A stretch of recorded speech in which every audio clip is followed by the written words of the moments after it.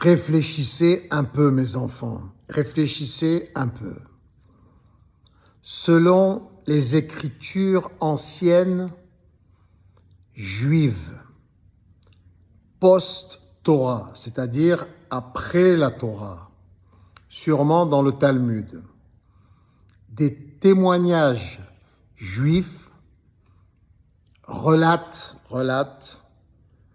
que Jésus ne pouvait pas être considéré comme le roi des Juifs, le Messie des Juifs, car il était le fruit d'un viol d'une Juive, en l'occurrence la pseudo-Vierge Marie, abusée par un légionnaire. Donc, c'est normal pour les Juifs. Il ne pouvait pas être considéré comme le Messie. Il est le fruit d'un viol et en plus d'un Romain, d'un légionnaire, imaginez. Donc, pour eux, c'est impossible. C'est totalement faux. On ne peut même pas leur reprocher d'avoir condamné Jésus. Par contre, pour les Romains, imaginez le fait que par la suite, ils aient cru en lui,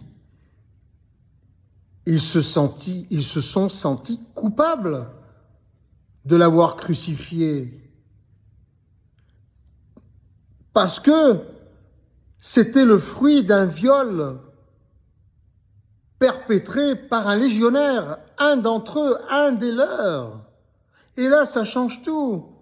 Le Vatican avait tout intérêt à cacher cela. Sinon, ça faisait de Rome, ça faisait des Romains, ça faisait des chrétiens, les assassins du Christ. Et en plus, un des leurs, le fruit d'un viol, d'un abus sexuel, mais quand même. Mais pour les chrétiens, de toute manière, ça ne change pas, au contraire, ça rend la situation encore plus sublime. Surtout que toujours par rapport à ces écrits post-Torah dans le Talmud, il est relaté aussi que la Vierge Marie fut abusée par son propre père. Du côté de la Vierge Marie, c'était pas très clair, c'était pas très sain. Moi j'y crois, et ça explique tout quand on réfléchit bien. Ça explique tout. Par contre, du côté de Joseph, son père adoptif, ils étaient plutôt sains. C'était une famille très saine, une famille honorable. Et d'autant plus que Joseph a accepté tout ça. Et ils ont camouflé tout ça en inventant cette histoire du Saint-Esprit qui n'est pas complètement fausse, puisque étant tous particules élémentaires originelles, nous sommes tous atomes, nous sommes de toutes les manières tous les extensions de cet esprit cosmique, céleste que certains appellent Dieu, ce qui n'est pas faux. Nous sommes tous des enfants du Saint-Esprit. Nous le sommes tous de toute manière. Il n'y a pas de mensonge à ce niveau-là. Mais le fait que Jésus-Christ soit né hors mariage et qu'il soit le fruit d'un viol perpétré par un légionnaire, ce qui fait de lui le fils d'un légionnaire. D'accord ? Ça fait de lui encore un être plus honorable, plus puissant. Pourquoi ? Parce que la famille, on se met à sa place. Quand on se met à sa place, on se dit qu'est-ce qu'ils ont dû souffrir quand même, le Joseph, la Marie et le Jésus. Parce que on a dû, alors à l'époque, je ne sais pas s'il y avait l'école, mais quand même le voisinage, dans le village, tout se savait.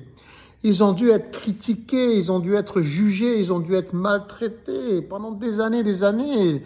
Imaginez le courage de cette famille, la force de cette famille. Et cet enfant, le fruit d'un viol, d'une mère abusée par son propre père. Je suis sûr qu'il est né autiste ou quelque chose comme ça, ce qui a ce qui a augmenté ses pouvoirs. D'abord, il est relaté aussi dans des évangiles. L'évangile, je crois, c'est l'évangile de Philippe et de Judas. Il précise que Jésus, dans sa petite enfance jusqu'à 12 ans, il guérissait pas, il bénissait pas, il tuait d'un seul regard. Il t'enlevait la vie d'un seul regard. Tu le bousculais, il te tuait rien que par l'esprit, par la pensée. Il avait des dons qu'il a amplifiés en étudiant les Écritures dans le temple. Tous les jours. Il a focalisé son don dans la spiritualité qu'il a après transformé en bénédiction. Après, il guérissait, après, il bénissait, après, il ressuscitait, certes. Mais au départ, ces dons, ils ne s'en servaient pas pour bénir et pour guérir, et pour ressusciter. Au contraire, il tuait. En plus, un fils de légionnaire, dans le sang, ça devait bouillonner. Il a dû faire la paix avec lui-même, ça c'est clair. Mais ce qui rend, c'est tout ça, ça rend l'histoire encore plus sublime, plus forte et plus puissante. Ça ne change en rien le sens de l'histoire. Et ce qui rend encore plus humain Jésus, ce qui nous rend encore à tous plus divins, à nous tous. Nous sommes carrément tous sur la même longueur d'onde, au même niveau que Jésus, quand nous connaissons cette histoire.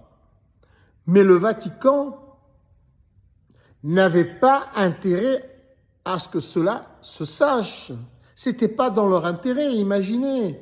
Ils ont tué, ils ont crucifié le fils d'un légionnaire, d'un d'entre eux. Ils devaient se sentir coupables.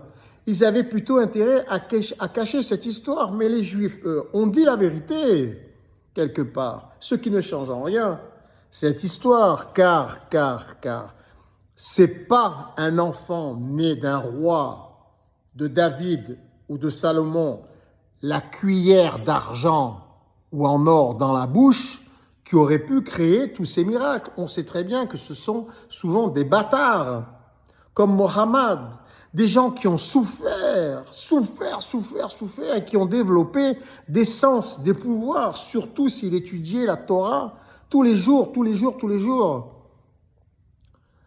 Dans le temple, dans la synagogue. Moi, j'y crois à cette histoire. Moi, j'y crois fortement. Et nous devons penser tous que nous sommes tous des Christ par rapport à ça. Peu importe notre histoire, peu importe nos parents, peu importe qui nous sommes.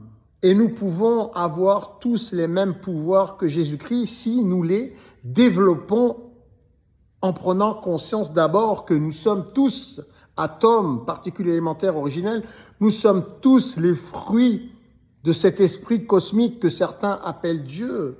Et il nous appartient à tous de créer nous-mêmes notre royaume de Dieu tel qu'il est décrit dans la Bible, en l'occurrence le Nouveau Testament. Dans l'Apocalypse décrit par Jean, après l'Apocalypse, nous regagnons tous notre trône car nous prenons conscience que nous sommes tous des Christ et des Messies et nous devenons tous des champions, des fils de Dieu, et nous devenons tous Dieu lui-même grâce à cette prise de conscience et nous mettons au travail grâce, en l'occurrence, à mon principe de bénévolat général mondial organisé intelligemment, grâce aux nouvelles technologies et surtout en m'élisant, en me consacrant, en me sacrant, roi de France, Jean-Luc Napoli Ier, car il faut un leader. C'est pour que la dichotomie s'exprime. Il y a le nombre d'êtres humains, et il y en a un, et il y en a un, et il y en a beaucoup. Il y en a beaucoup, et il y en a un. Chaque chose s'exprime grâce à son contraire. C'est comme l'étoile de David. Il y a une flèche qui va vers le haut et une flèche qui va vers le bas. Ça a été repris par toutes les religions. Le yin, le yang, le plus, le moins, le positif, le négatif, le bien, le mal, le jour, la nuit, le chaud, le froid. Donc, je suis candidat au trône divin, mais avec vous tous. Mais il en faut un, il faut un leader. Donc, la solution serait, plutôt que de se soumettre aux 500 signatures et aux 2 tours de l'élection présidentielle, le mieux serait de créer une pétition générale française d'abord et mondiale par la suite pour m'élire roi de France, du royaume de France pour commencer, et de notre royaume divin. Tous, avec vous tous, et nous pourrions enfin tous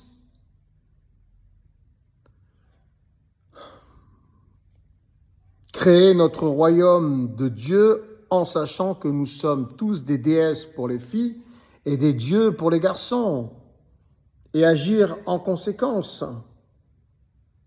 Il n'y a pas d'autre alternative, c'est une logique quantique, christique,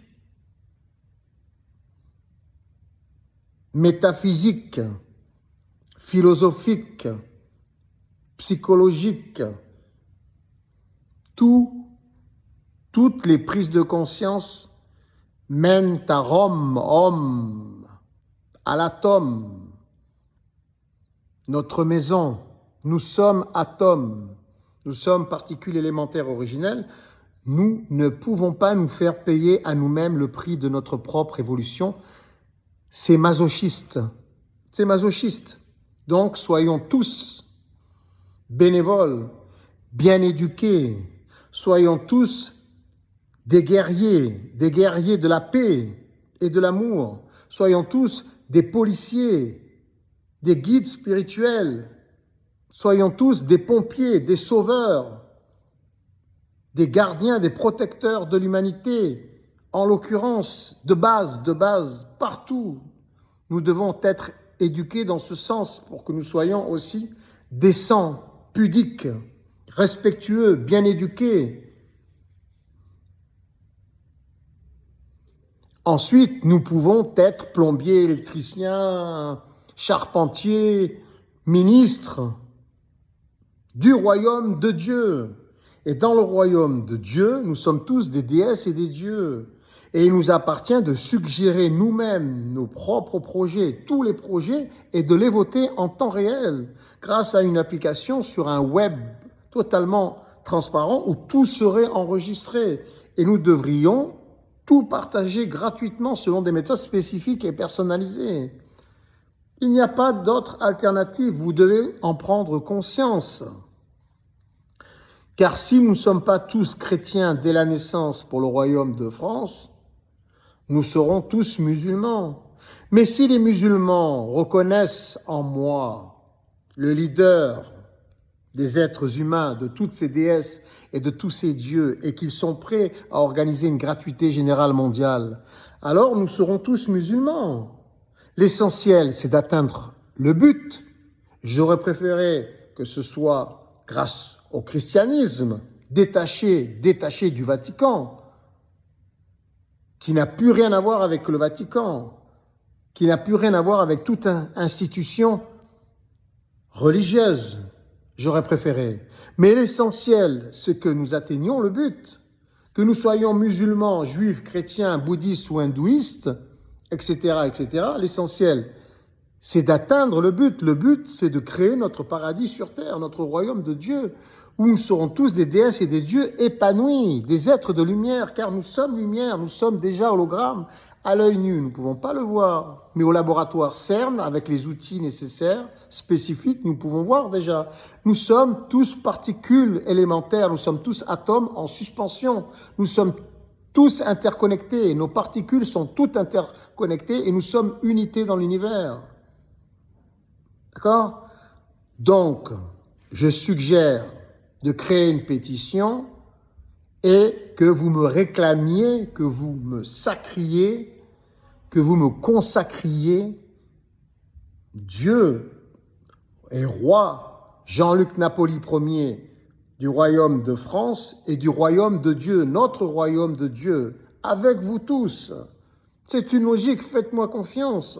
Et j'organiserai la France, le royaume de France et le royaume de Dieu en ce sens, avec vous tous, car vous êtes moi et je suis vous, nous faisons qu'un. Je suis votre extension et vous êtes mon extension et nous sommes tous les extensions de notre univers.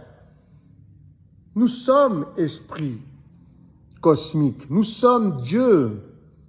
Agissons en conséquence et construisons donc nous-mêmes notre royaume de Dieu et soyons dans la joie. Soyons d'ores et déjà dans la joie. Apportons tous nos talents, nos prédispositions, notre bonheur, notre joie, notre créativité saine et magnifique dans notre royaume. Cessons d'être tristes, malheureux, soyons positifs et créons de la beauté, de l'amour et de la joie dans notre royaume qui est déjà en cours de construction. Grâce à moi, grâce à vous, grâce à nous tous, grâce à l'opportunité de cette élection présidentielle 2027 où vous pourrez tous me proclamer, me consacrer roi de France, du royaume de France et de notre royaume divin, avec vous tous. C'est maintenant qu'il faut agir, c'est maintenant. Pétition, sacrez-moi. Me sacrer, c'est vous sacrer. Me consacrer, c'est vous consacrer. M'élire, c'est vous élire. Nous serons tous des déesses pour les filles et des dieux pour les garçons dans notre royaume que nous construirons nous-mêmes à partir de la France, du royaume de France. Nous serons donc tous pour les filles des reines et des garçons pour les rois, et nous serons tous par la suite des seigneurs de notre monde, de notre univers. Tous ensemble. Pétition.